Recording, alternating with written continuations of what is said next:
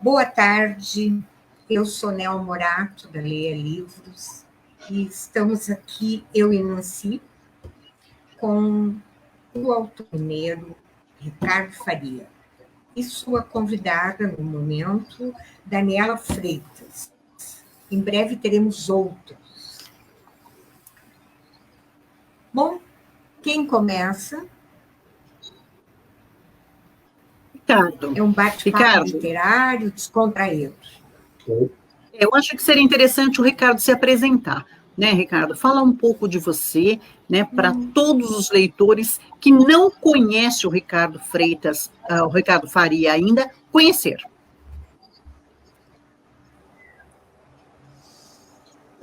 Primeiro, vocês desculpem a iluminação péssima, eu estou com a janela fechada que tem pedreiro trabalhando aqui do lado.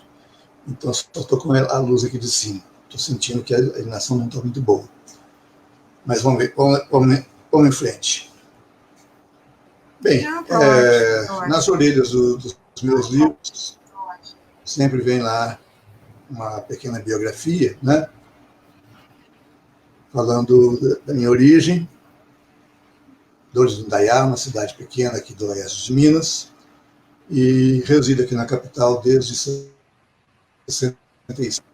Aqui eu fiz meu curso clássico, hoje ensino médio, né? E depois entrei na Universidade Federal para fazer o curso de História. Me graduei em 73, já estava lecionando, cursos supletivos, Antigo Madureza, né, chama supletivo, e fiz também um concurso para uma escola pública, passei, e a gente adotava lá um livro, uma coleção de uma editora daqui de Belo Horizonte, chamada Editora Lê, que ainda existe, e eles estavam lançando os livros de história, a cada ano lançava uma série. Então lançaram a quinta série, lançaram a sexta série, e quando chegou a sétima série não lançou porque o autor teve um problema de coração e teve que fazer cirurgia, e aí então ele ficou sem poder escrever. No outro ano, o processo repetiu, ele continuava ainda sem condição de escrever. De modo que a direção da escola me pressionou, está usando esse livro e não tem sequência. Então eu fui até a editora, que por sinal era de dois diretores conterrâneos meus, e eles falaram, o problema é esse, nós não sabemos quando é que vão lançar as sétima e oitava séries, porque o autor continua com problema de saúde. Um segundinho só, Ricardo. E aí, Ismael, coloca o seu microfone no mudo, por favor. Oi? O microfone, nós estamos ouvindo uma voz por trás, o Ricardo está falando através do teu microfone. Nancy, você está mutada. Pronto, ele já colocou no mudo, pode continuar, Ricardo. Tá? Ah, sim. Então, está dizendo, na hora lá eles me colocaram, gosta de escrever um livro, para cobrir aquela coisa que estava acontecendo. Eu aceitei, e aí não parei mais, né? Foi em 75 isso, e aí depois eu associei com meu amigo Ademar, também, professor de História, e a gente foi publicando livros, coleções e mais coleções, umas 70 obras até a gente terminar. Depois disso, foi quando eu consegui. E aí, então, eu resolvi que não iria mais escrever livro didático, mesmo porque havia exigências demais do MEC, muita coisinha, cada dia aparecia uma novidade para poder avaliar o livro, e eu estava sem paciência. Então, larguei disso e pensei em escrever o romance, né? Aí começou essa minha história de escrever história romanceada, né? Porque, na verdade, os temas de história não saíram da minha cabeça. E o primeiro livro, né, O Amor nos Tempos do AI-5, a ideia dele surgiu em 95, quando eu ainda estava lecionando e sentindo a dificuldade que era para poder trabalhar esse tema de ditadura com os alunos. Os alunos não tinham vivido a ditadura, né?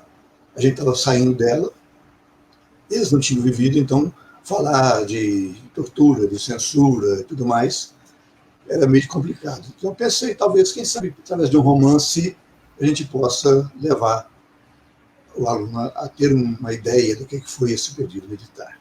Comecei, fiz o Amor nos Tempos do AI-5, que do ponto de vista editorial foi bom, mas assim, extremamente desgastante para mim, porque a editora lá de São Paulo, ela cobrava, e muito caro, para poder publicar os livros. Fez 1.500 livros e eu tive que comprar 500 livros a preço de capa e não preço de custo. Tá? E, como era a primeira vez, né, eu iniciando, achei interessante, vamos nessa. E aí que eu vi que eles simplesmente faziam o livro e ponto final. Não tinha divulgação nenhuma. Custou aparecer no site da editora o livro que eu... Entendeu? Na Bienal de São Paulo eu reclamei isso com o rapaz que estava lá, e falou, não, vou providenciar. Quer dizer, aí já tinha quase 2 anos na praça, eles não tinham sequer colocado o livro no site deles. Então foi uma experiência muito desgastante. Agora, felizmente, eu estou com 10 exemplares aqui de resto, dos 500 que me coube. Eles também estão com quase nada lá, e então o assunto vai estar indo. Tá? E eu vou poder fazer uma segunda edição, talvez. Né? Quem sabe eu faço colher livros, né? Bom, depois que eu terminei esse livro, Isso é muito bom. Eu senti que personagens tinham ficado assim meio no ar. O que vai acontecer com esses personagens agora? Então veio o segundo livro, Amor, Opressão e Liberdade. Que aí pegava um período de 10 anos, quando começou a ter o processo de abertura política. Né? O primeiro livro, ele pegava a década de 70, 71 e 72. O segundo livro, de 72 até 82. Aí, as crianças que estavam no primeiro livro já chegaram na adolescência, né? Já começam com novas questões, novos problemas, novas ideias. Então, o livro terminou. Um colega escritor, muito bom, por sinal, poeta, o Caio Maciel, ele leu todos os meus livros e ele falou comigo, olha, está faltando mais um. Você não deixou ainda completada, né, a história desse povo. Trata de fazer mais um. Então eu fiz o terceiro.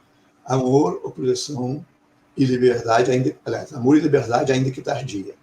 Porque aí já é o período de 82, praticamente final da ditadura, até 2000. Né? E esse é o último mesmo. Essa trilogia só vai ter 3 livros, não vai ter 4. Bom, mas aí, essa personagem do livro que vocês publicaram agora para mim, a Bia, ela apareceu em 3 livros. Ela tinha 8 e 9 anos no primeiro livro, tá? Aí chegou até os 19, e no terceiro livro ela chegou até o ano 2000, já com quase 30 anos, quase 40 anos. E ela é uma personagem que se destacou. Né? Era muito travessa no primeiro livro, depois ela ficou muito maluquinha, fazendo experiências e mais experiências que eram próprias dos anos 70. Né? Então, eu pensei em fazer uma coisa para ela, um livro para ela. E nada melhor que um diário, ou seja, ela rever todo aquele período dos 15 anos em diante, quando ela ganhou o diário, na ótica dela, né? Porque nos livros anteriores estava muito mais na ótica do pai e da mãe. Ela era um complemento. Aí, nesse agora, ela é a personagem principal. É ela que vê o mundo com os olhos dela e registra secretamente, porque ela fez coisas que a mãe não podia saber de jeito nenhum, né? Então, ela deixou secreto até o momento em que ela entendeu que deveria publicar. E aí, então, eu até me julguei como personagem, né? Ela me procura para saber como imprimir esse diário. Então, eu arrumei tudo e publiquei para que ela pudesse ter agora, então, esse diário na mão de todo mundo. Né? Essa que é a ideia que norteou a produção desse livro e dos anteriores também. Nesse meio tempo, outras coisas surgiram, como o Diário da Pracinha, né? Que é um documento que me foi passado por uma vizinha, o pai dela esteve na guerra, então ela me mostrou o diário que ele registrou durante um ano exato, setembro de 44 a setembro de 45, o que aconteceu com ele na Itália. Interessante que eu achei, porque ele não estava na fronte, ele não estava lutando com os alemães, ele estava dando suporte para que os colegas dele fossem para a frente de batalha. Então, a visão que ele tinha da guerra chegava a ser diferente desses pracinhas que já publicaram, mas que estiveram no front, né? Por isso que eu publiquei. E o projeto do livro que eu coloquei, como contar a história do Brasil para os meus netos, eu tinha pensado nele no ano 2000. Foi quando houve as comemorações dos 500 anos da chegada dos portugueses aqui. E eu pensei num livrinho para criança. Só que demorou muito para fazer. Quando eu levei numa editora, ela falou, não dá tempo. Nós vamos perder o timing aí, porque as comemorações já estão começando e isso aqui tinha que estar pronto antes. Então, eu guardei aquilo e aí resolvi ampliar. Né? Fiz uma conversa com os 3 netos, que são meus netos de fato. E aí coloquei também outros temas da história do Brasil para discutir com eles, mostrar para eles, né, as novas versões, mostrar para eles que não tem uma versão única na história, mostrar para eles que eles precisam examinar as imagens que eles veem nos livros, né, os detalhes delas, porque eles dizem muita coisa. Né. Então, isso tudo bem ilustrado, né, o livro fez um relativo sucesso. Tá? É isso. Esse que é o escritor que vocês resolveram encarar, publicando o Diário da Bia. Que, aliás, ficou belíssimo. Deixe-me dizer. E, para isso, o Ismael aí contribuiu com as imagens que ele desenhou para nós. Okay. Você está sem microfone, Nancy? Oi. É muito baixinho, né? A Nancy e o Ismael estão sem microfone. Estão me ouvindo? A Daniela que ficou sem. Estão me ouvindo? Eu estou te ouvindo também, eu mutei aqui, porque só para não ter interferência. Tá. Eu quero dizer quem está aqui, deixando mensagem. Josilane Antunes, Ironi Jäger, Priscila Faria, Wallace Pereira. A Josilane está dizendo que é a história bacana do professor Ricardo. E também disse que ótimo livro, amou a história do AI-5 e todo o contexto que foi abordado. Alexia, nossa, não vou conseguir pronunciar o nome dela. Conhece a Alexia? Conhece. Alexia, Alex, o holandês. Isso. É meio complicado. Isso. Então, para não, né, pagar mico, eu prefiro estar assim. Ana Karenina. A Alex está nos vendo de Amsterdã. Ó, Ana Karenina Beruti. Estamos todos aqui te prestigiando. Eu, papai, mamãe, Mariana, Luísa, desejando todo sucesso no novo livro. Família Camila Teles,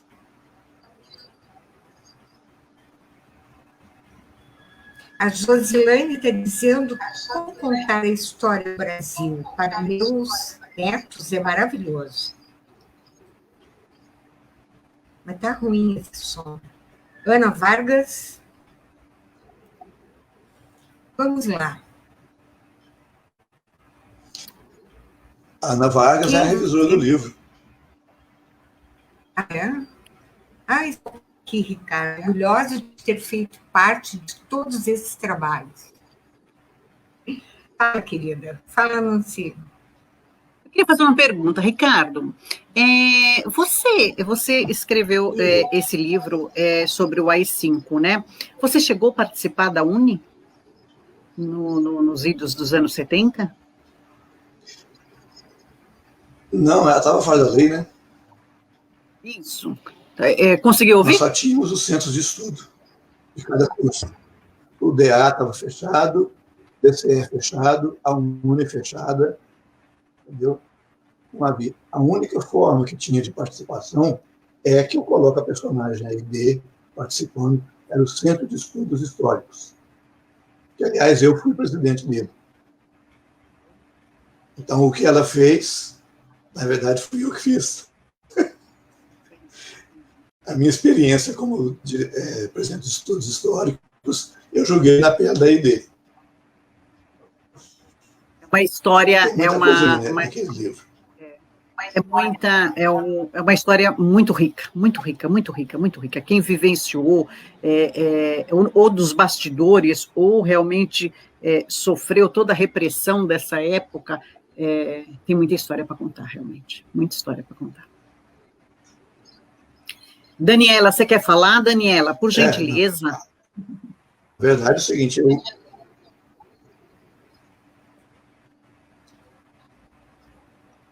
Diga, Ricardo. Desligou o microfone, acho que ela não quer falar, não. Ela é tímida. Não, eu só estava esperando Eu estava esperando você terminar o raciocínio, Ricardo. Pode terminar, daqui a pouquinho eu falo. Estava dizendo o seguinte, que eu vivenciei nessa época, né, a situação da faculdade, né? Um diretor que era totalmente militarizado, apesar de civil, um interventor militar, entendeu? 3 com sala que eram espiões, tinha no corredor, né, um cara que ficava vigiando todo mundo, entendeu? E aconteceram, então, coisas realmente muito desagradáveis, né? Que eu coloquei como sendo feitas pela ID, mas que foram coisas que eu vivenciei no ano em que eu fui presidente do Centro de Estudos Históricos. Por exemplo, ter que responder ao coronel um inquérito da coisa mais idiota que eu já vi no mundo, né? Um dia o diretor me chamou lá e falou, olha, você vai ter que responder um inquérito disso aqui, o coronel tal vai te interrogar, porque nós recebemos uma denúncia muito séria. Eu nem sabia o que era. Fui lá conversar com o coronel. Depois dele me perguntar um punhado de coisas, eu perguntei, escuta, estou sendo acusado de quê? O que foi que nós fizemos aí que motivou esse inquérito? Aí ele falou, olha, está aqui no papel, não vou te falar quem fez a denúncia não, mas está dizendo aqui que no desfile dos calouros, as calouras desfilaram com os seios fora do lugar. O quê? Como assim? Onde é que os seios delas estavam? Estavam na perna? Estavam na bunda? A professora que acompanhava deu uma hora gargalhada. E o coronel ficou branco, né? Falou, que besteira é essa que eu estou fazendo aqui, né? Desfilaram com seios fora do lugar. O que quer dizer isso? Até hoje eu não sei. Eu tive que responder um inquérito por causa disso, né? Reunião de departamento, eu participei, era uma vergonha, né? Reunia para que o chefe do departamento falasse uma coisa e todo mundo aprovasse. porque vinha a ordem de cima para ele fazer aquilo, né? Então, resolveram comprar uma máquina de microfilme. Eu perguntei, escuta, para microfilmar o quê? O que nós temos aqui para microfilmar? Quem precisa disso é a biblioteca, não o departamento de história. E compraram, e ninguém sabe até hoje para que serviu. Entendeu? Ver uma colega desaparecer de repente e voltar que nem um zumbi porque foi estuprada com um cabo de vassoura por engano. Prenderam ela por engano. Mas torturaram e estupraram com um cabo de vassoura. A menina virou um zumbi. Quer dizer, tudo isso eu coloquei no livro, entendeu? Porque foi coisas que eu não inventei. Isso aí eu vi. Eu vivi isso. Né? Então, eu acho que assim um adolescente entende o que foi o período, sabe? Eu acho de extrema importância. Eu acho de extrema importância que os jovens de hoje, e até os mais velhos, saibam o que foi isso, sabe? Isso é mais que cultura, é mais que conhecimento, isso vai muito além disso, né? Então, eu acho muito importante que eles saibam. Eu tenho um amigo meu, um japonês, chama Masaki, e ele fez parte da UNE, né? E ele conta coisas realmente muito tristes, né? A respeito disso. Então, quem tem amigos, quem vivenciou, eu não vivenciei isso, mas tenho amigos que vivenciaram, né? É uma passagem muito importante que as pessoas têm que saber o que foi isso, sabe? Somente em tempos atuais, né? Somente em tempos atuais. Nel, tem a palavra, Nel. Não, a Daniela. Vamos lá, Daniela. Perdão, menina, perdão. Muito obrigada, Nancy. Boa tarde a todos. Ismael, Nil, Ricardo, muito obrigada pelo convite. É um prazer fazer parte aqui dessa conversa, né? E eu conheci o Ricardo na faculdade, foi meu professor de História Contemporânea 1 e 2, fora que era coordenador do curso de História da antiga FAF-BH e virou UniBH, Centro Universitário de Belo Horizonte.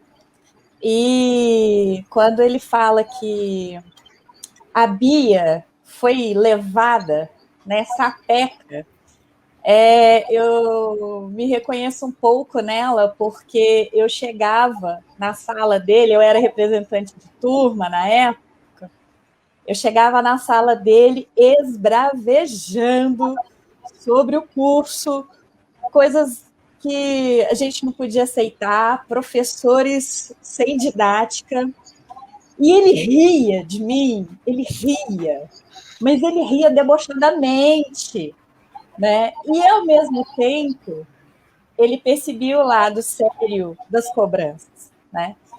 Então, eu particularmente me sinto muito amiga da personagem Bia, né? Não sou a mesma Daniela no livro, no diário, né? Não sou a mesma, porque uma faixa etária aí me impede de ser amiga real da Bia, né? E por que eu digo isso? Porque a Bia, ela se fez menina, adolescente, mulher, num momento muito difícil, mas numa família muito acolhedora, né? Numa família que trabalhava esses momentos de uma forma muito diferente, mesmo começando aí pelas relações que os próprios pais tinham no casamento e fora do casamento, né? Então, a Bia cresce no ambiente extremamente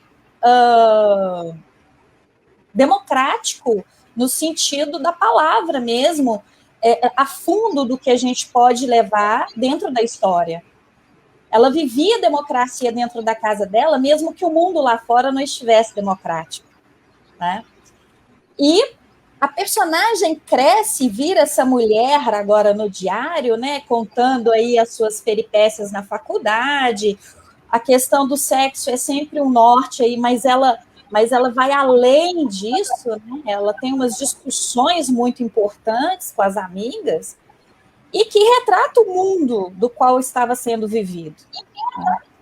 Então, eu vejo assim, que a Bia, quem lê a trilogia e depois pegar o diário, tanto homens quanto mulheres vão se identificar com a Bia, ou com a vontade de ser a Bia, de enfrentar, de fazer o que a sociedade era punido, era tabu, ou então de pensar assim, nossa, aquela vez eu fiz isso, ficou parecendo com a Bia, nossa, aquela vez eu discuti, eu corri atrás, eu fui pacifista sim, sabe? De alguma forma, os leitores vão se identificar com a Bia, porque é uma personagem múltipla, né? Agora, quem tiver cabeça fechada vai falar assim, meu Deus, que menina é essa? Né? Mas aí ela vai, aos poucos, demonstrando que até a forma de pensar pode ser uma forma de pensar democrática, em meios ainda tão mergulhados com falta aí das liberdades de expressões, das liberdades de escolha, das liberdades, enfim, que esteja a liberdade, né? Então, eu sou uma amiga de carteirinha da Bia, né? E às vezes, nos livros do Ricardo, nas entrelinhas, eu acho que ele andou colocando algumas coisas que, quando a gente chegava lá esbravejando, ele falou, peraí, essa aqui, um tracinho da Bia aqui. É isso que eu tenho a dizer, né? A contribuição aí, eu fico muito honrada de estar aqui. Obrigada. Obrigada, Daniela. Foi ótimo. Vai falar mais ainda, Fica viu? mais... Ela vai falar mais ainda, ótimo. Bom, Ismael, nós queremos ouvir a sua voz. Esse livro, no terceiro livro da trilogia, e isso então se repete no Diário da Bia, ela tem uma meia dúzia de amigas. Né? Essas amigas são pessoas reais. Quer dizer, pessoas que eu conheço hoje. Claro que não viveram naquela época. Né? A Daniela, a Mariana, que já até apareceu aí, mas não entrou direito, a Nathalie, que mora na Bahia, tem a Daiane, que mora em Teresina. Todas elas formaram um grupo. Né? Tem a Carol, que morava aqui em Belo Horizonte, agora está no Canadá. Formaram um grupo, e esse grupo se divertia e trabalhava, e era um grupo de uma ONG, né, ambientalista, entendeu? Então, os nomes foram dados em homenagem a essas amigas minhas. Tá? Ricardo, eu estou descobrindo isso agora, Só que gente, não sabia.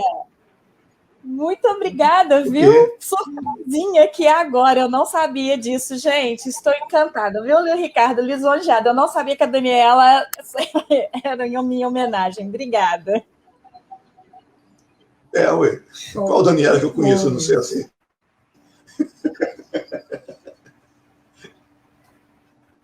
Que maravilha. Mas é isso. Então, vamos ouvir o Ismael. E o nosso desenhista aí? Ismael, fala uma coisa aí, você desenhou o livro? E aí, pessoal, tudo bem? Eu vou falar, bom, eu acabei de ler o livro agora. Ele falou para mim, assim, o Ricardo conversou, falou assim, aí, vê se termina de ler esse livro pro dia da live, né? Terminei agora, falei, maravilha. Uma que eu fiz a diagramação, né? A gente lê por alto, assim, e fui montando os desenhos, mas acho que a leitura, assim, você com calma lendo, imaginando a cena, até falei para ele, pô, podia virar um filme, né? Desde o AI-5 até maravilhoso. Acho que a gente, assim, a gente está acostumado com a literatura de hoje, e a gente vê assuntos políticos, uma forma que eu conversei ontem com ele, contar a história da Bia, como era a vida dela, e contar a história junto, unir os dois, uma forma brasileira de escrever, que o brasileiro gosta, e contar a história assim de uma forma divertida. Então, eu acho que isso foi incrível, é impressionante ele contar a história do Brasil, vivenciando numa pessoa, numa personagem e outras, né? Uma construção, eu achei impressionante. Acho que sem falsidade, acho que merece um filme mesmo. Eu gostei. Para mim, até digo assim, é impressionante. Estou maravilhado mesmo. Contente também, ele falou que viria a Daniela do livro. Eu não achei que era brincadeira, né? E aí, eu estou contente em participar dessa live e ver quanta riqueza de coisa tem nessa... Só numa história, só num livro dele. Fora o outro que eu tô... O AI-5, né? Eu estou querendo ler ainda os outros dois que é a continuação. Então, o que eu tenho a dizer é que eu estou maravilhado e estou contente de estar participando dessa live. É isso. Que maravilha. Nós temos agora a presença da Mariana está entrando aí, ó. É a Mariana. Olá, Mariana. Ela também é amiga da Bia. Não sei se é... Ei, gente, tudo bem? Eu só não vou abrir minha câmera porque eu tô com outra live aqui do meu trabalho ao mesmo tempo. Bom, eu sou uma amiga íntima da Bia, né, Ricardo? E Você e a Daniela são as duas historiadoras. Somos as amigas íntimas. E a gente vem acompanhando essa história maravilhosa dessa família, essa família mineira, né? E eu falo mineira com muito orgulho, porque hoje em dia eu não moro mais em Minas, então eu falo... a gente vê toda uma tradição, toda uma raiz no descritivo da família. E a gente, o que aconteceu? A gente foi acompanhando o passo a passo dessa família. A gente acompanhou o crescimento das crianças, a entrada deles na adolescência, a diferença da adolescência da Bia para o Nelson, né? O despertar, o desabrochar de cada um. E o que está me surpreendendo hoje? Lendo o Diário da Bia, durante toda a trilogia, nós temos várias passagens da Bia. E você lê e fala assim, poxa, queria saber mais, né? E agora, no Diário, a gente vai em cada historiazinha da Bia, em cada coisinha que ela apronta, a gente vai saber realmente qual é a história, o que está por trás daquilo, que muitas vezes nos outros livros aquilo foi, né, foi feita uma menção. Às vezes entra vai um pouquinho mais a fundo. Mas agora eu estou lendo e estou falando, gente, que é isso? Então está sendo assim, é uma leitura deliciosa, não perde a essência da trilogia, porque todos os fatos históricos estão ali atrelados, né? Você não fica, não é um livro de história, não estou lendo, não é um livro de história, mas aquele período que ela está vivendo, ele está sendo muito bem contextualizado, né? Então, tem coisas que você, às vezes, não se tocava, sobre a questão do Alasca, né? Falou, opa, nesse ano, nem me lembrava disso, será que eu cheguei a pesquisar sobre isso? Então, tá tudo, a cada época, a cada ano dela, né, mês a mês, você tem ali um acontecimento, tem uma contextualização histórica ali. Então, isso é muito bacana. Isso porque, pelo menos para mim, isso volta à minha memória, né? Volta à época que eu vivi, a época que eu era adolescente, pré-adolescente, né? Porque eu sou mais nova que Bia, um pouquinho só, mas sou. Mas então volta àquela época. Isso foram coisas algumas coisas que eu esqueci, que passa batido. Então é uma coisa que te aquece. Que te aquece, e eu acho que o Ricardo tem esse poder, né, nos livros dele, todos os livros, às vezes eu brinco, ele posta um livro e fala, eu tenho, né, que é desde desde garotinha, lendo os livros do Ricardo. E, assim, eu fico encantada, e sou só elogios e paixão mesmo por tudo que eu estou lendo.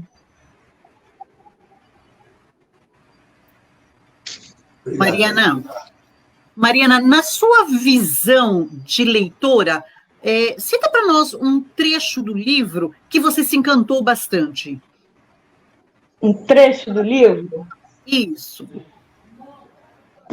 Olha, eu tenho duas passagens que eu gosto muito. A Bia, se a gente voltar um pouco na trilogia, ela sempre falava que era muito chato o 7 de setembro, que ela tinha que ir com o avô, né? Agora, quando que o avô não está vivo mais, ela sente saudade daquele 7 de setembro. Naquela época, ela, quando criança, ela não entendia a importância disso para o avô e a importância disso para ela mesma. Então, a lembrança que ela tem do avô esse 7 de setembro, né? E que agora não tem mais. Então, todo 7 de setembro, ela se lembra dele. E a outra passagem, que foi a visita agora que eles fizeram. Agora eu estou aqui, né? Estou contando que é como se a gente estivesse dentro da história. Foi a visita que eles fizeram ao túmulo do Afonso, né? No aniversário de morte dele. Então, ela faz toda uma descrição do cemitério, do sentimento, ela mostra aquele silêncio incômodo de todos, né? Seja da Celina, do Nelson, da Tainá, e houve essa homenagem ao pai. E é uma coisa que ela também sempre lembrava, né? Seja o Dia dos Pais. Então, são essas lembranças, eram coisas que Bia não percebia quando criança e quando adolescente, e agora ela sente, agora ela percebe. Então, isso eu acho isso muito bacana, isso tem me chamado muita atenção. Autoridade, né? Oi?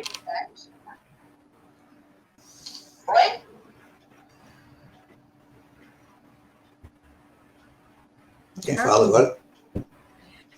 Ricardo, fala mais um pouquinho para nós, então, dessa visão que a Mariana teve a respeito do seu livro.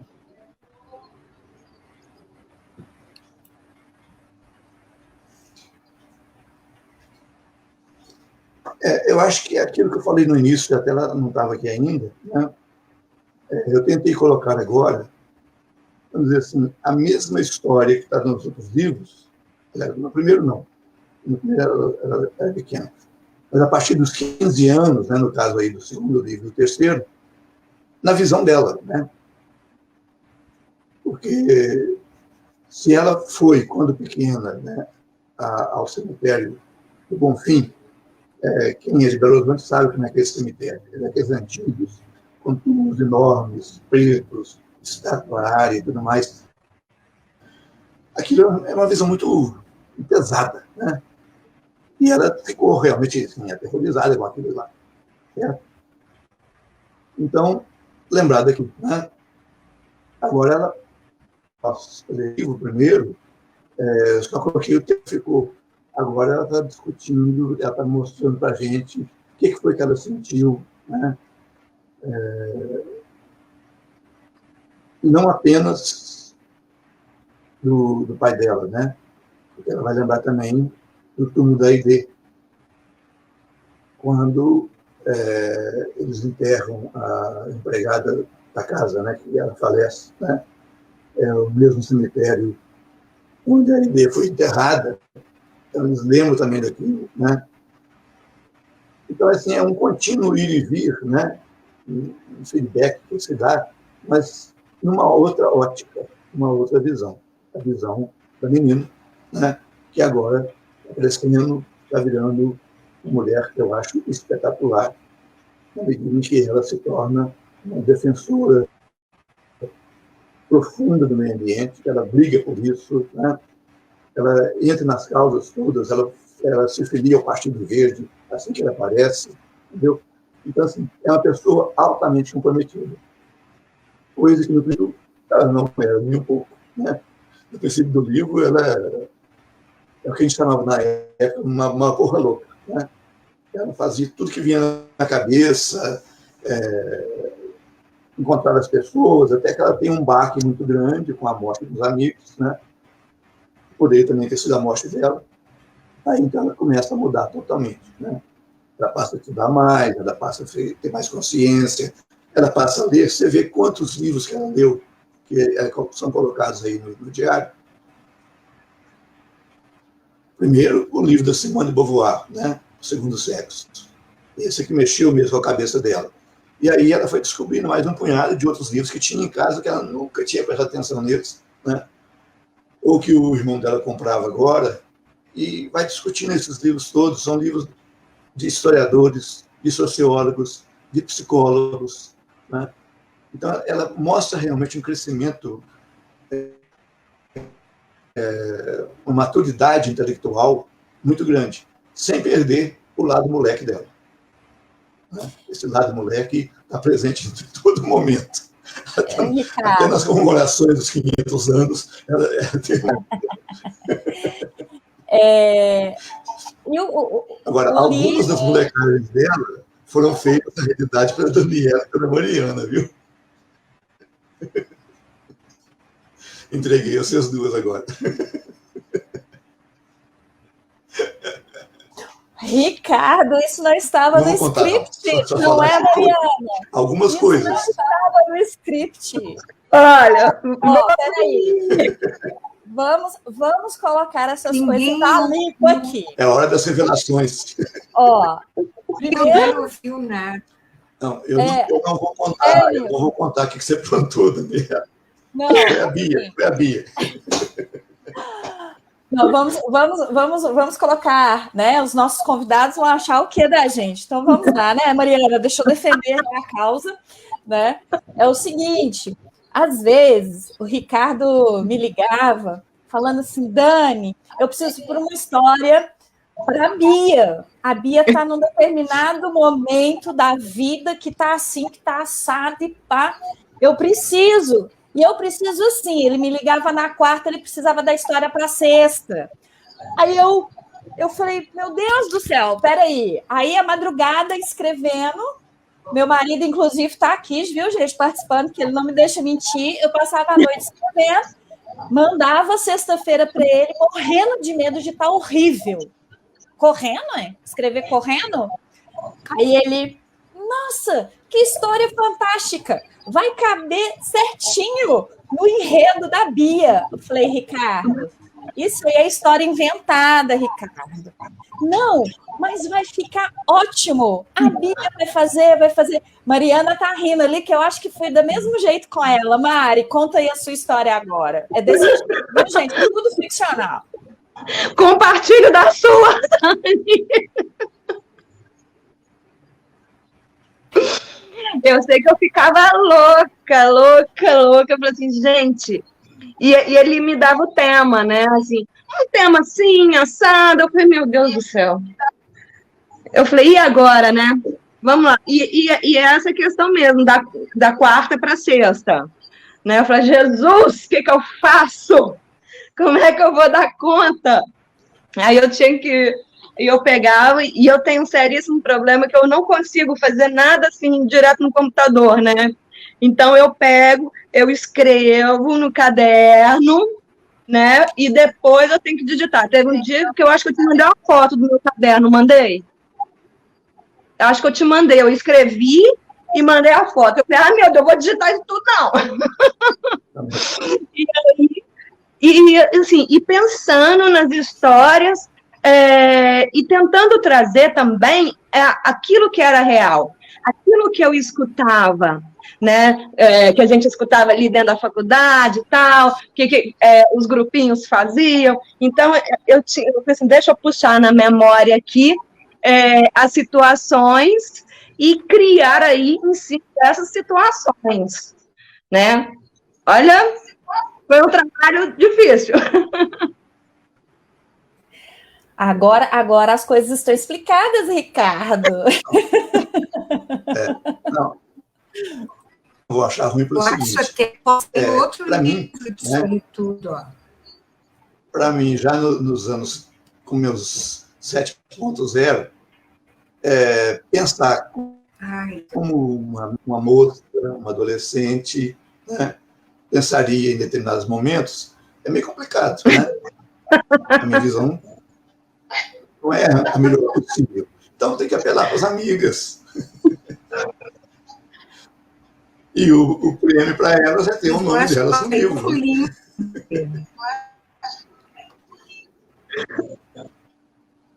Eu fiquei... Alguns assuntos também, né, que eu não dominava muito bem, eu tive que pegar a opinião de outras pessoas, né?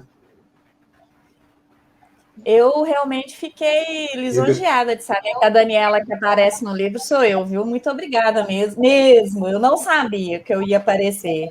Sério mesmo, eu fiquei encantada. Ela é historiadora, né? Uma amiguinha lá da Bia e sempre conversando com a Bia na base histórica. Muito obrigada.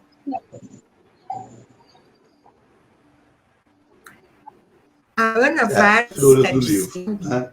Mariana e a Daniela. As outras são muito da área ambiental, muito boas, professoras de língua.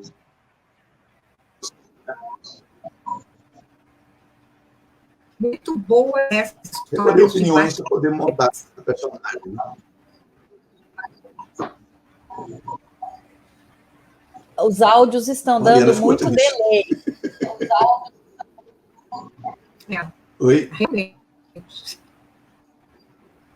Repetindo.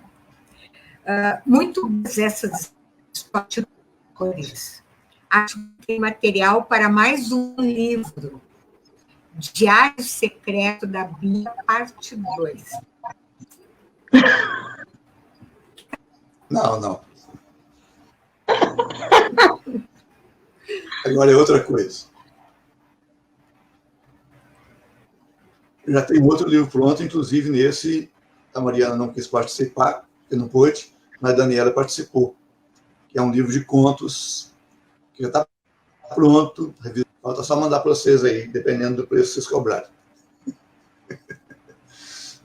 Decameron do século XXI. Esse livro está muito bom também. Vai ficar, eu tive a colaboração. Vai ficar legal demais. Eu tive a colaboração de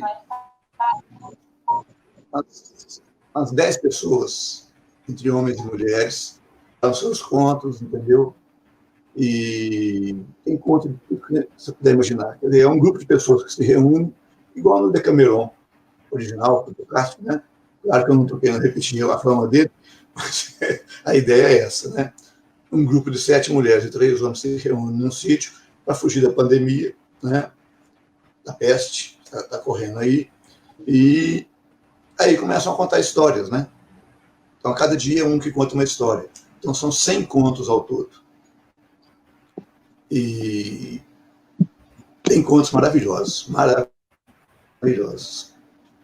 Né? Eu escrevi alguns, mas a maioria não fui eu que escrevi. Né? Foram essas pessoas que ganharam os livros que eu vou mandar imprimir.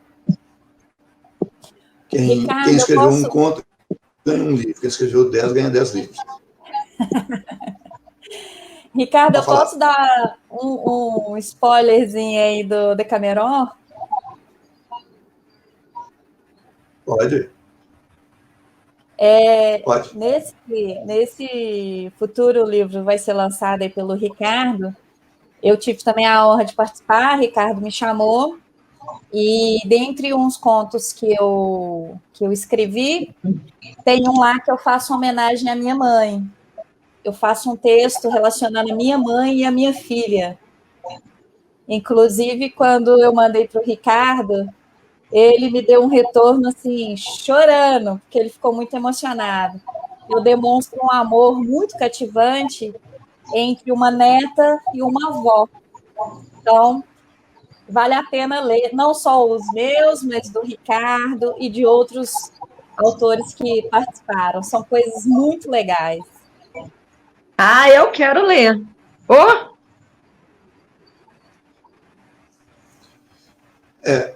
Eu sei que muitas pessoas que participaram escreveram contos realmente assim, reais, coisas que aconteceram com elas, algumas inclusive pesadas, né? Tem uns textos lá que vão fazer os cabelos arrepiar, mas eu sei que são verdadeiros.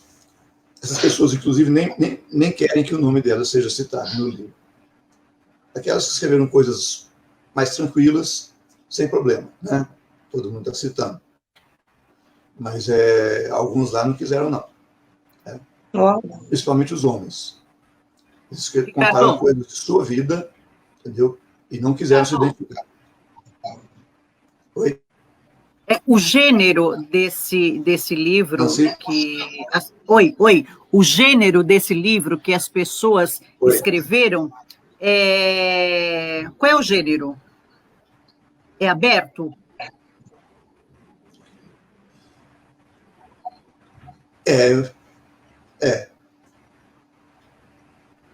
São fatos reais. Tem os mais variados temas dentro dele, entendeu?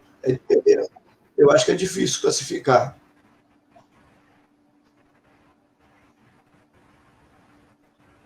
Uma coletânea de contos. Eu acho bem difícil. Eu achei muito interessante o que vocês estão falando, por isso que eu quis não saber. É um romance. Não é um romance. São fatos reais, né? Nancy, eu acredito que seja uma coletânea de contos, e dentro desses contos, outros entre a ficção e a realidade, outros são contos, outros são descrições mesmo.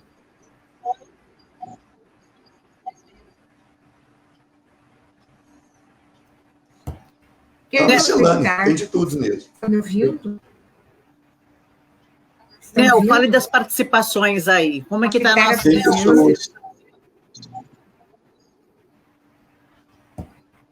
Não, eu quero pedir a opinião de você sobre o problema do livro.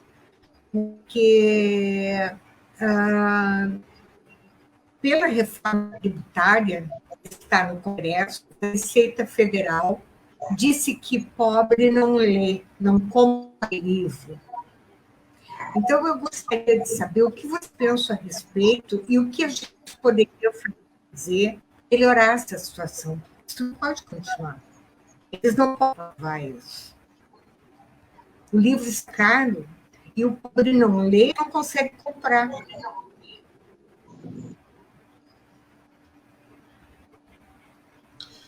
Olha, eu acho que aí nós estamos vivendo uma época que as pessoas falam as besteiras que vêm na cabeça delas e muita gente acredita nessas besteiras.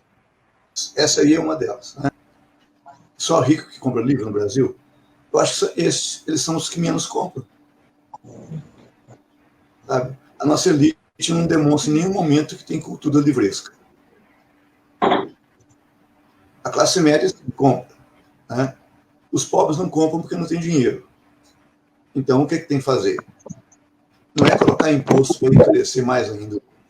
Tinha que tirar todos os impostos possíveis e imagináveis para o livro ficar barato, para que mais pessoas possam comprar.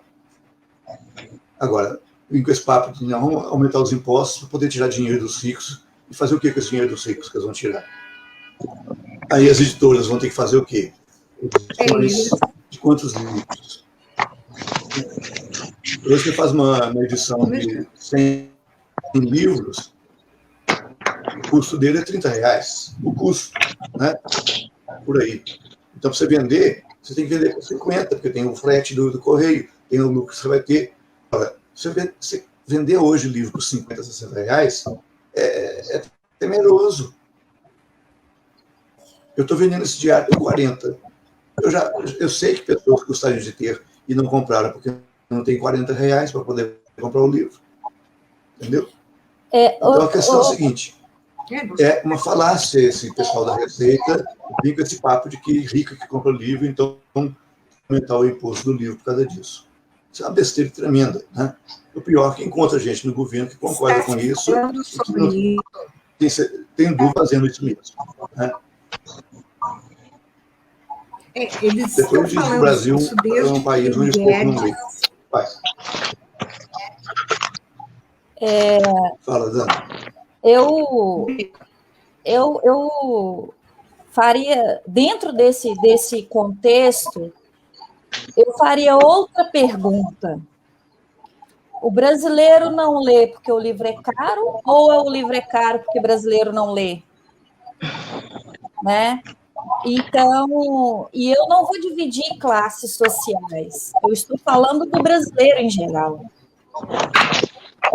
Como diz o Ricardo, é uma baixa cultura livresca que temos. Basta ver, eu vou citar um outro livro aqui, que foi um trabalho de graduação em que o Ricardo foi coordenador, e eu e uma amiga, a gente participava. Está dando retorno, alguém deve estar com o microfone aberto.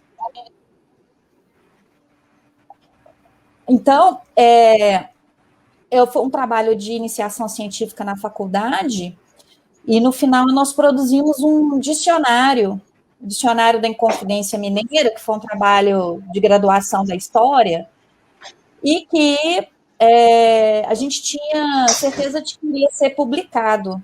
O Ricardo vai mostrar ele aí. E aí, então, esse livro saiu publicado com Lei de Incentivo à Cultura, né? E por que ele conseguiu ser publicado com Lei de Incentivo à Cultura? Porque o professor Ricardo mostrava às editoras, e as editoras falavam assim, não tem público para dicionário histórico. Enquanto na Europa, dicionários históricos são, assim, muito consumidos, porque as pessoas gostam de entender conceitos específicos de cada tema, né? Mas ele foi publicado, né? A gente não pode vender, mas já vi gente vendendo na internet, enfim. Então, infelizmente, tem-se uma cultura ainda de pouca leitura, mas isso não justifica qualquer tipo de aumento. Porque o que se entende por leitura? É só livro? Não. Né? Não é só livro. Então, nós temos que entender assim, e eu acredito que o brasileiro está lendo, ele vem lendo mais. Não importa, por enquanto, não importa a qualidade dessa leitura, mas ele vem lendo mais. Agora, é claro, isso não justifica qualquer extorsão, né? Para inviabilizar que o público brasileiro se eduque.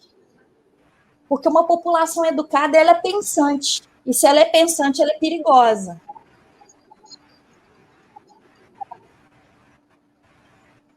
Isso aí atrapalha, né? Eu queria falar um pouco quanto... Pessoas... Conclui, Nel. Sim. Nel travou. Não, alguns comentários ali, hashtag Bolsonaro. Deixa eu falar uma coisa antes, Nel. Eu gostaria de falar um pouquinho quanto editora, a respeito do preço dos livros, né? Qual é a nossa grande dificuldade, né? A Leia Livros é uma editora pequena.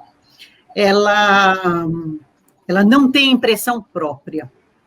Então, as gráficas, elas cobram um absurdo para impressão de um livro só. Tá? Um absurdo. Tá? Fica mais em conta quando o autor ele compra os seus livros e ele vende os seus próprios livros. Aí, o preço ele fica mais acessível. Muitas vezes, nós, como editora, acabamos alterando ou indicando uma alteração no formato do livro para que ele diminua a quantidade de páginas para ficar num preço mais acessível. Tá? É um absurdo que as gráficas cobram para a impressão dos livros. Nel, você que tem mais contato com as gráficas, eu gostaria que você falasse um pouco mais a respeito disso, por favor. Trabalhamos com... Estão ouvindo bem? Deixa eu falar só um pouquinho. Nós trabalhamos com uma gráfica. Nós trabalhamos com uma gráfica há alguns anos, porque a qualidade é excelente, é a que fez o teu... A qualidade é muito boa. Desde que nós começamos com eles, 4 anos atrás, eles não mudavam a tabela de preços. Preços sempre bem baixos. Eu conseguia negar com mais facilidade. Aí, de repente, durante a pandemia, desde o ano passado, eles não fizeram nada. Em 2021, eles foram no Brasil. Estavam mais ou menos assim, uns 30 anos, ela fixa. Bons preços. Consequentemente, também conseguimos sites. Aí, simplesmente, em 2021, mudou tudo. Preço de papel, de tinta, até a costura que faz a lombada subiu. Preço de frete, impressionante a diferença que está ocorrendo, porque eles reduzem o número de frete rodoviário, reduziram o número de funcionários, de caminhões circulando. Então, é menor, tal de giro, frete aéreo, um verdadeiro absurdo, subiu 5%. Então, tudo isso aí colabora para o preço do livro. Mesmo o frete a gente não envia para ninguém, mas é um exemplo. Então, se tiver mais um imposto em cima, vai ficar pior. Agora, só complementando isso daí, Daniela, em cima do que a Nel está falando, o que acontece? O autor, que ele não tem condições de pedir a impressão, e nós trabalhamos com uma editora que você consegue imprimir 20 exemplares, tá? Você não precisa imprimir 300, 1.500, tá? Você não tem, a partir de 20 você consegue fazer a impressão. Tá? É lógico, se você imprimir 100, vai ficar mais em conta, se você imprimir 20, vai ficar um pouco mais caro. Tá? Mas aquele autor que ele não consegue, ele não tem disponível, porque qual é a realidade hoje do nosso país? Vê se você concorda comigo, Ricardo. Os escritores, eles são escritores nas horas vagas, porque a maior parte trabalha. Eles não vivem, são muito poucos escritores no país, no Brasil, que vivem da venda de livros. A maior parte trabalha e tem a escrita como hobby. Tá? E esse escritor, ele não tem dinheiro para comprar exemplares. Aí a gente publica o exemplar, ele coloca à venda na nossa livraria, para a impressão de um livro. Aí fica caríssimo para o leitor comprar aquele livro. Aí nós estamos falando a venda de um livro, dependendo do número de páginas, 40, 50, 60 reais. 60 reais para comprar um livro. Tá? No Brasil, hoje, é muito dinheiro. Tá? Para a maior parte, é muito dinheiro. Pode falar, Ricardo. Coloque o seu parecer aí, meu amigo. Tem um outro detalhe também importante, que é o seguinte: quando você entrega para uma editora, ela normalmente coloca o livro nas livrarias. As livrarias cobram atualmente 50% do valor do livro para elas. Então, suponha, você tem um livro cujo custo, incluindo aí arte, capa, impressão, ficou em R$ 20. Se você colocar isso numa livraria, ele passa a ser 40. Né? Isso se não tiver um distribuidor entre um e outro.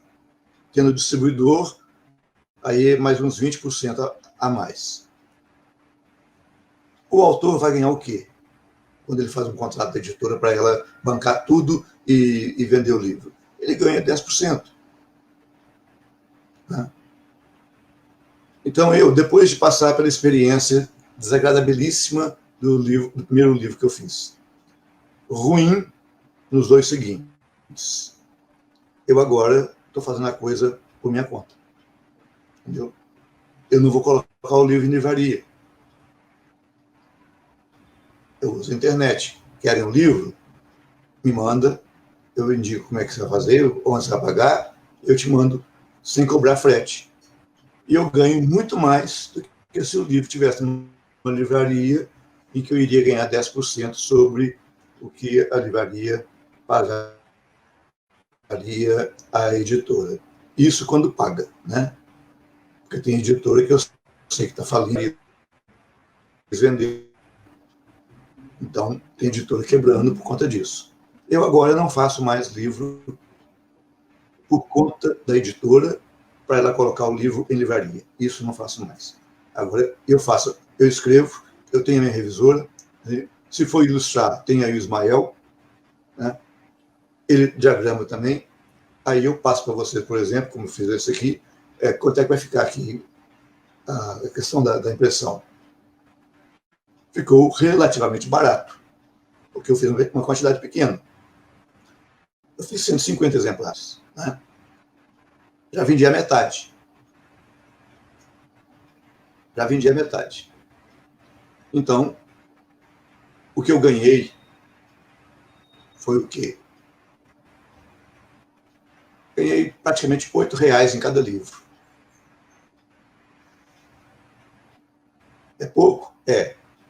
Mas se estivesse numa livraria, eu não ia ganhar nem R$ 2 cada livro. Então não vale a pena. Eu acho que o autor hoje tem que pensar nisso. É fazer por conta própria, tá? E ter um suporte, como vocês me deram aí, de arrumar a capa que estava com probleminhas, de pegar o ISBN, né?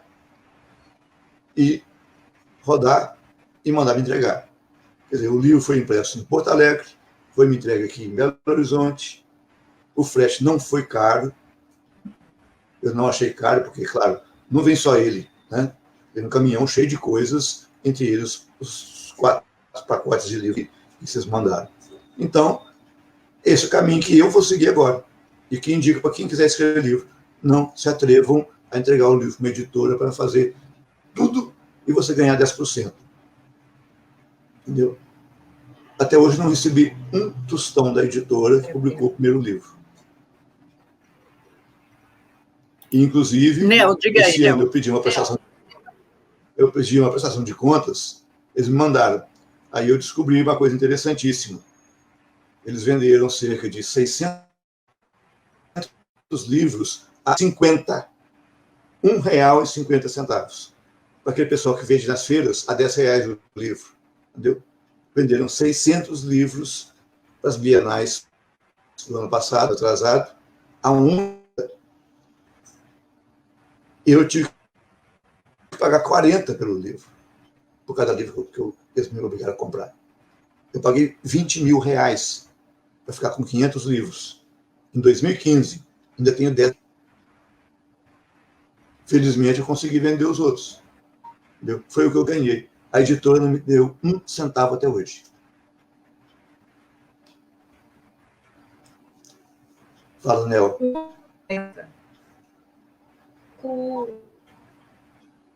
Fico irritada ao ver pessoas andam 19, ainda tem isso. Nel, o seu som está muito ruim. Ele está chegando aqui picotadinho. Está ruim de entender. Talvez, se você desligar a câmera, ajude na transmissão do áudio.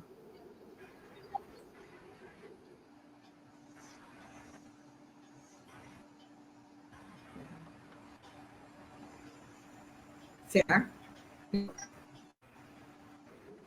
Melhorou? Melhorou, Nel. Vai, continua. Está muito baixinho. Eu furioso. Até desagradável. Não, Nel, não está dando para te ouvir. Não está dando, Nel. Não está dando bem. Não está dando para te ouvir. Não está dando. Não está dando. Ricardo, em cima disso que você... em cima disso que você falou, tá?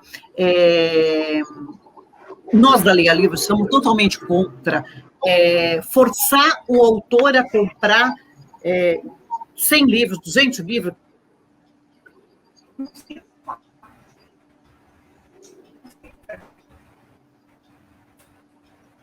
Nancy, eu acho que você que travou agora. Congelou. E a câmera? Eu não sei o que é, não está horrível. Você consegue me ouvir? Não é a configuração do fone que você tá?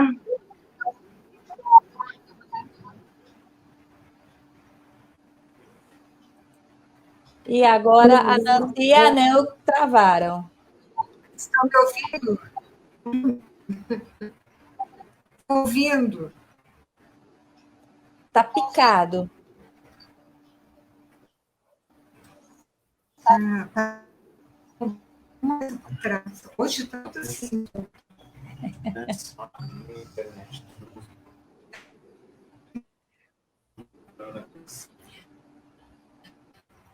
O problema é a conexão. Ouviram?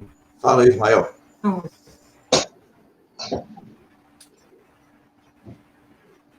Tá normal o meu? A tecnologia tem dessas coisas. Nossa! Mas se a CNN e a Globo News travam, por que a gente não vai travar, gente? Nós não somos diferentes dos demais. É ao vivo. Os nossos convidados, eles entendem. Quem está dando aula online aí como eu, passa por cada sufoco. Não, acredito. Então, Ricardo, voltando ao raciocínio, a gente é totalmente contra forçar o autor a comprar X exemplares, tá? E na nossa livraria, a gente deixa ela aberta para ele vender o estoque dele. Se você quiser vender o seu estoque, a livraria está aberta para você vender o seu estoque. Ou, se você não quer comprar o livro, não, eu não tenho dinheiro para comprar, tá? Eu quero vender, a Leia Livros imprime e a Leia Livros entrega, tá? Também temos essa opção, né? Justamente, a ideia nossa é favorecer o autor, o escritor, tá? O nosso ganho não fica muito diferente do que você ganhou, tá? Ganhamos muito pouco por cada livro vendido, porque se a gente colocasse 40%, a gente colocar 30% em cima disso, o preço de um livro fica inviável à venda, tá? Então, a gente procura trabalhar dentro da disponibilidade do mercado, tá? Ficamos muito vendidos com a impressão, foi o que eu falei, pelas gráficas. As gráficas cobram muito caro, tá? Muito caro a impressão, tá? Mas vamos lá, vamos dar prosseguimento, né? Eu gostaria que você falasse mais, Ricardo, que você falasse mais dos seus projetos futuros. Eu sei que você tem mais um livro aí. Eu gostaria que você falasse um pouco do livro infantil. Isso eu achei muito interessante, porque isso vai trazer para o colo dos autores essas crianças que vão ser futuramente leitores. Fala um pouco sobre isso para nós, por favor. Uhum. O outro projeto que eu tenho também está praticamente terminada a escrita dele, faltando as ilustrações. Eu tenho um horizonte que, como quase todo menino, é fã de dinossauro, né? E pilhas de dinossauro na casa dele. E ele lá em Peirópolis, que fica aqui no Triângulo Mineiro, perto de Uberlândia, onde tem muitos dinossauros encontrados, e tem um museu, né? Então tem réplicas, tem lá os fósseis que foram encontrados. É um lugar maravilhoso. Passamos lá um fim de semana, ele ficou encantado. Então, a partir daí, eu escrevi o livro que tem esse nome por enquanto, né? A Viagem de um Menino à Terra dos Dinossauros.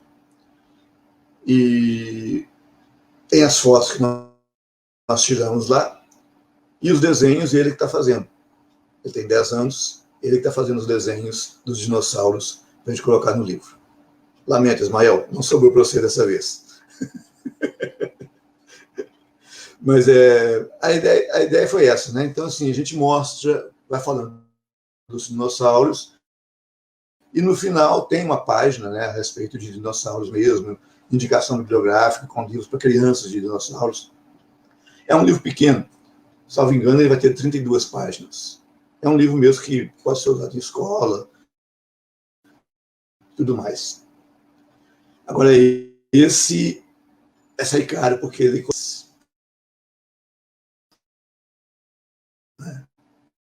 Então, eu tenho que ganhar dinheiro com o dinheiro e com o Decameron para poder fazer o outro livro. Mas vai dar certo, vai dar certo.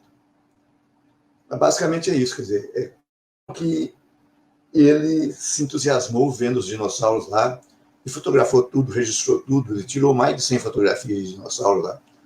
Ficou entusiasmadíssimo.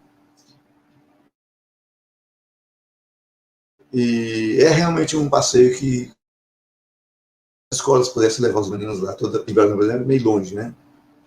Em Uberaba, de ônibus, seriam quase 8, 9 horas de viagem. Lugar que valeria a pena levar a turma da escola. Muito legal. Ricardo, eu li também que você tem uma veia de fotógrafo. Eu morri de inveja, porque isso é uma coisa, uma paixão minha, era sair pelo mundo fotografando. Fala um pouco para nós a respeito disso.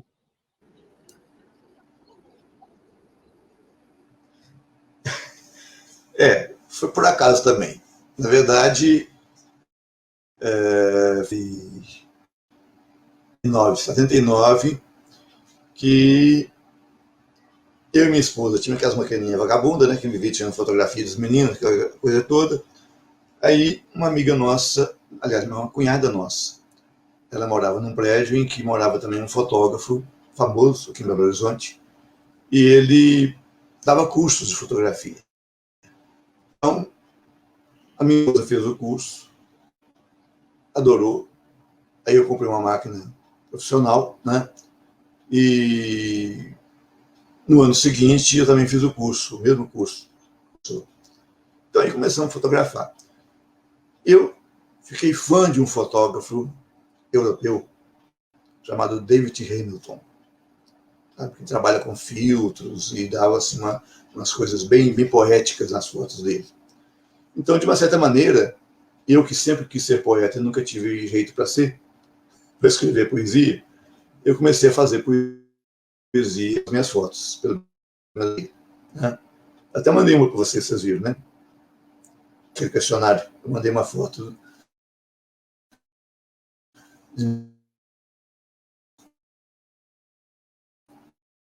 uma das fotos da esposa, bem poética mesmo, poéticas mesmo, entendeu? É isso que eu gostava de fazer. Agora, acabamos montando um estúdio, e aí, de ano e casamento. Inclusive, em termos das fotos de casamento, estava preso sem ao estúdio. Na ocasião, tinha um fotógrafo Belo Horizonte, que era o mais famoso de todas. Ele fazia as fotos do estúdio e mandava os trabalhadores dele fotografarem na igreja e a recepção. Nós inventamos uma coisa diferente. A gente fazia fotos antes da cerimônia, não no dia, antes, uma semana antes, com roupas pensadas, né, em ambientes legais, parques, fazendas, entendeu? Sítios. E essas fotos iam no álbum, né, e depois fotos da cerimônia mesmo, propriamente dita. Mas é um negócio, a foto do casamento na igreja é tudo igual. É a noiva entrando, né? É os pais da noiva entrando, depois a noiva entra com o pai, aí chega lá na frente, se tiver foto dos dois, é o padre fazendo o discurso. Geralmente, na hora do discurso dele, ele pede para ninguém fotografar, para poder prestar atenção nele. Então, você tem que falar só olhando. Depois tem a cerimônia de colocar os anéis, as alianças. É tudo igual. Todos os álbuns são iguais nesse aspecto. Os nossos são diferentes. Tanto é que hoje nós temos aqui uns 30 fotógrafos de casamento fazendo exatamente o que a gente fazia naquela época. Nós já paramos, né? A gente parou em 83, com o nosso estúdio. Mas a gente lançou essa moda aqui em Belo Horizonte, entendeu? Não sei se já existia em algum outro local, mas aqui em Belo Horizonte eu tenho certeza, foi o nosso lançando uma moda. E eu gosto, realmente, de fazer fotografias assim, bem poéticas, né? O casamento da Daniela, eu fotografei. É um local bonito, né? Muito bonito. Agora, ela não gosta das fotos com difusor, entendeu? Então eu tive que fazer as fotos bem nítidas, né? Ô, Nancy, ficou bem, ela estava muito bonita no dia, né? Ela é muito obrigada. Ela estava muito bonita e ficou legal o álbum dela. Eu só demorei 10 anos para entregar o álbum dela, mas tudo bem. Ela já tinha desistido, ela falou, me dá o negativo que eu vou fazer. Sumiu o negócio aqui. O que aconteceu, Nancy? Eu vou ter que fazer lá. Foi da seguinte forma, Nancy. Muito obrigada. Conexão. O professor Ricardo, ele é fotógrafo, inclusive na minha época de faculdade, ele pediu que eu organizasse os arquivos dele, enfim. E aí eu pedi para ele, Ricardo, você poderia fotografar no casamento? Aí ele falou que parou em 80 e poucos, mas o meu, ele ainda fez o meu álbum. E ele fez com muito carinho, sabe? Mas ainda tinha aquela pegada da década de 70, 80, né? Aí quando ele me mostrou, eu falei, essa eu não quero, essa eu não quero, essa eu não quero. Aí ele falou, mas as mais bonitas, as mais poéticas. Ricardo, são poéticas, mas estão com difusor, tá tudo meio embaçado. Ele quase me bateu. Mas depois eu deixei com ele e ele me entregou um álbum maravilhoso. Inclusive, foi o meu presente de casamento de 10 anos. Ele, 10 anos depois que eu casei, ele me entregou, mas com muito amor, carinho, né? E eu tenho muita admiração. A história é essa. Dá outro livro, é só essa história do casamento, hein, Ricardo? Pode escrever. A Nancy publica para você. Os contatos já estão sendo feitos, hein, Nancy? Vou ficar atenta. Já, será um prazer, com certeza. Olha só, Nancy, meu esposo está aí no chat mandando. Tudo verdade, sou testemunha. Tá aparecendo, Nel, estão me ouvindo? conseguiu se acertar? Está péssima aqui. A conexão está horrível aqui. Tá sim. Internet aqui. É por isso, tá horrível. O Felipe também está reclamando. Então, fecha.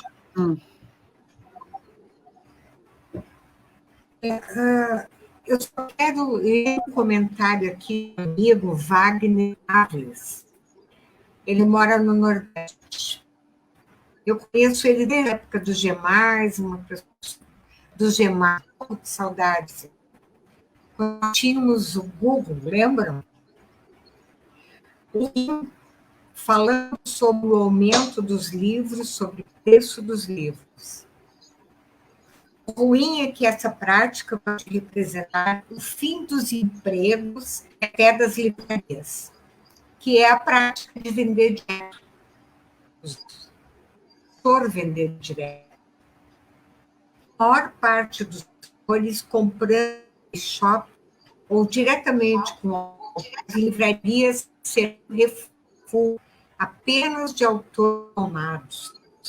Mas, no fundo, qual então seria mais livrarias? na minha opinião, quem não é autor renomado e não tem uma editora renomada por trás, o livro fica no fundo da livraria. Ele não ganha vitrine, fica na frente. Isso eu sei que é uma prática comum, existe.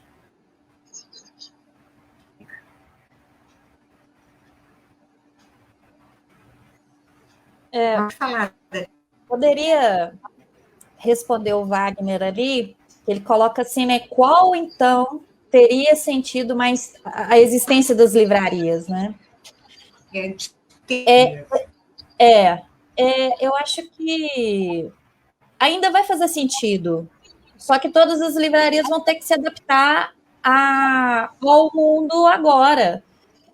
Talvez não investir em livrarias físicas mais, em livrarias virtuais, porque o custo baixa e continua tendo trabalhadores e profissionais, né?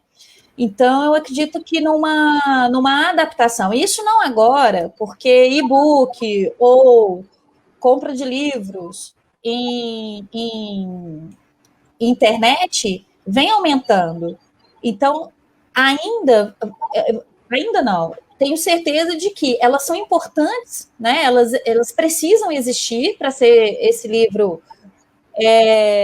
vendido, multiplicado, não só na mão do editor ou não só na mão do autor, mas ela precisa te dar uma repaginada na sua estrutura, que inclusive a gente sabe que o meio virtual ele é mais em conta, tá? Eu espero que tenha ajudado o Wagner aí. Tá. O que está acontecendo, o Ricardo viaja bastante, ele deve estar nos Estados Unidos, 2018, uma coisa assim, as livrarias antes deixaram de existir, estavam abrindo pequenas livrarias em. E eu li aqui uma entrevista, eu li do Hertz, da Livraria, é que isso vi no Brasil também. Livrarias de bairro, livrarias pequenas, do próprio, algo assim, custos. De repente, é um. Mas eu acho que a internet fica no meio. Um pouco ainda. A Amazon. Fala aqui.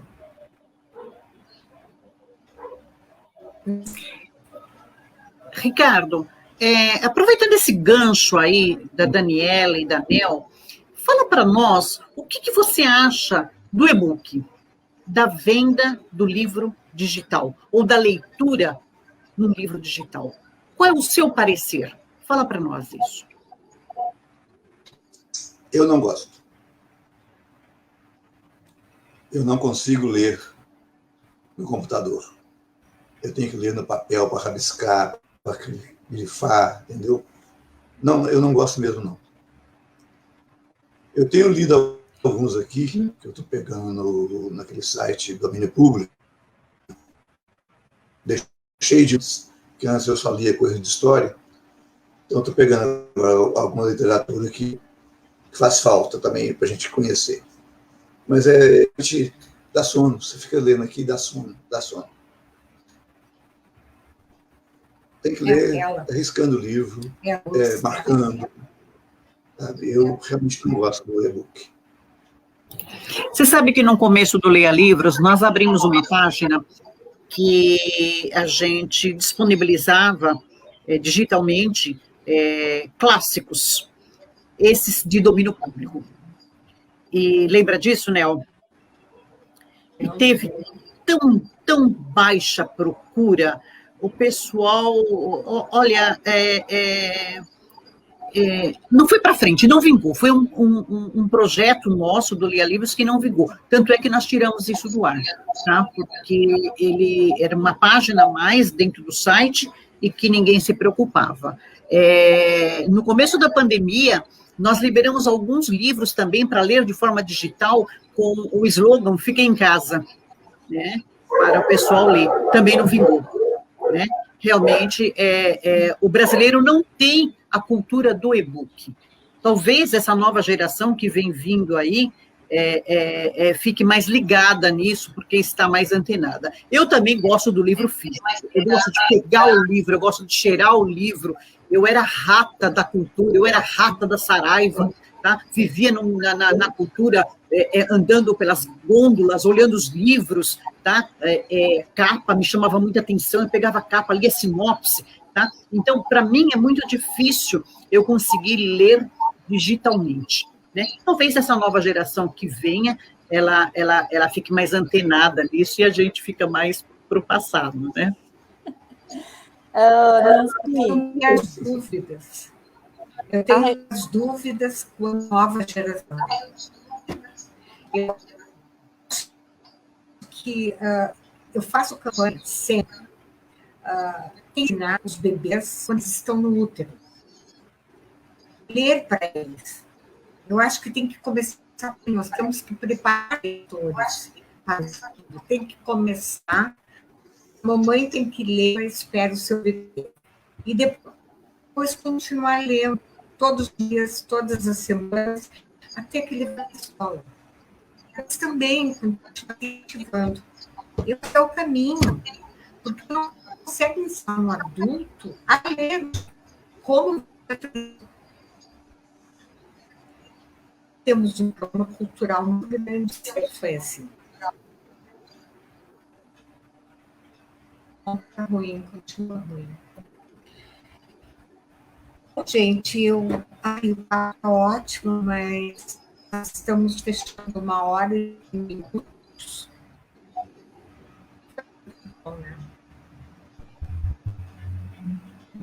Foi muito. Para encerrar, eu gostaria só de uma coisa, tá? Que eu acho que seria bastante interessante. O Ricardo deixar uma mensagem para os leitores dele, Ricardo. Eu acho que isso seria muito importante. Vamos fazer isso?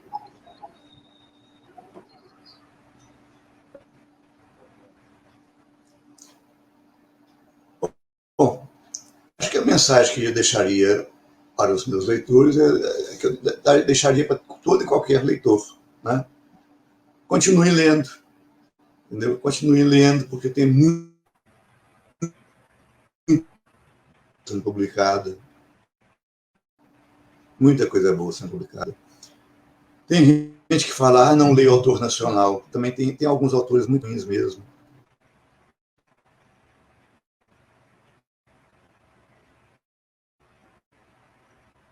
Tá? E publica-se qualquer coisa, publica sem revisão, né? Uma pessoa que eu conheci na internet me mandou um livro dela que estava tudo errado, o livro não foi revisto, impressionante. Então, pode ser que a pessoa tenha tido uma experiência ruim, né, com um autor ruim, porque eles existem, né? Toda profissão tem os bons e tem os ruins, certo? Mas que dê uma chance para os novos que estão aparecendo, dê antigos, né? Porque hoje, quem é que lê Machado de Assis, Zé de Alencar, né, para citar uns dois apenas? A gente lia isso, né? Eu tinha a coleção completa do Machado de Assis, a coleção completa do Zé de Alencar. Isso na minha adolescência, chegando na maturidade. Eu lia tudo, entendeu? Com 13 anos, eu li o Gênero do Cristianismo de Chateaubriand. Não entendi nada, mas li.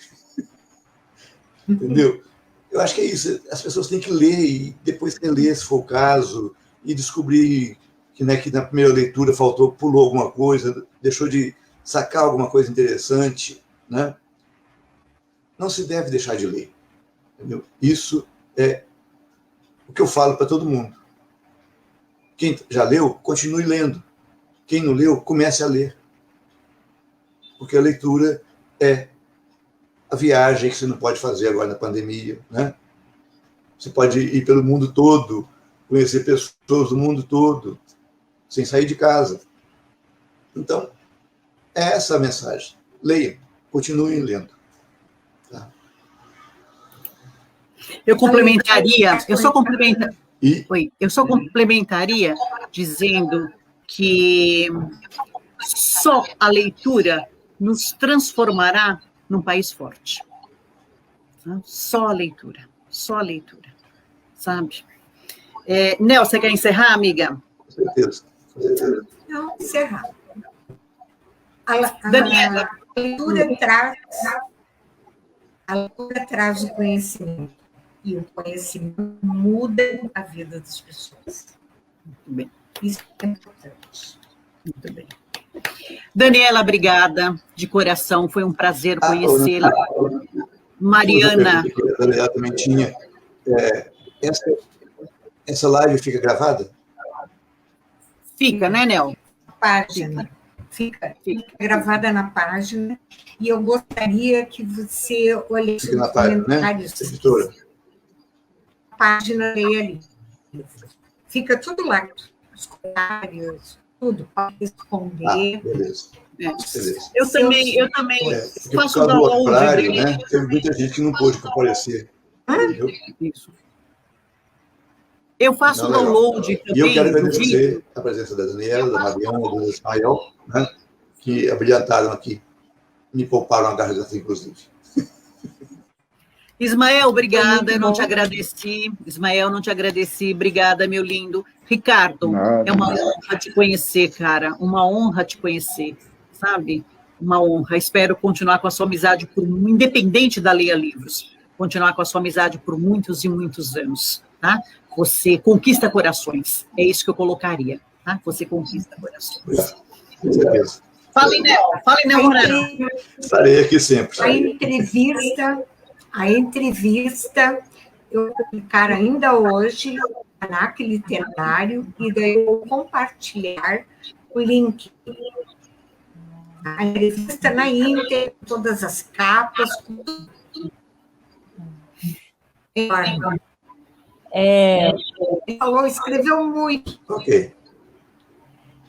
Eu agradeço a oportunidade, agradeço novamente o Ricardo pelo convite, me deixou com vergonha, normal, né, Ricardo? Mas agradeço muito a oportunidade, agradeço a conversa descontraída, foi ótimo.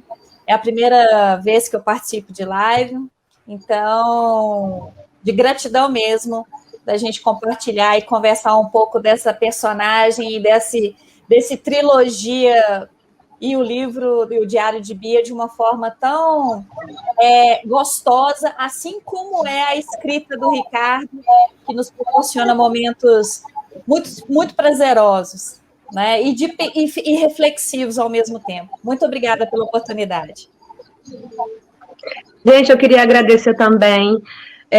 Eu adorei, foi uma delícia. Cheguei um pouquinho tarde, mas vocês me desculpem, mas foi realmente muito bom.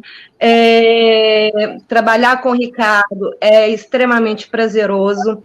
Tudo que eu faço com ele é com carinho, é com prazer, e o pouquinho que eu falei aqui com vocês foi muito bom, foi muito gostoso. Obrigada, gente. Obrigado. Sim. Muito bem. Nancy, você está mutada. Desculpa, gente. Obrigada realmente a todos, foi um prazer mesmo. E vamos oportunamente fazer novas lives, tá certo? Obrigada. Com certeza. Obrigada. Obrigada aos convidados aí e às pessoas que participaram no chat. Muito obrigada também por nos prestigiar. Valeu o apoio. É só na página, está tudo lá.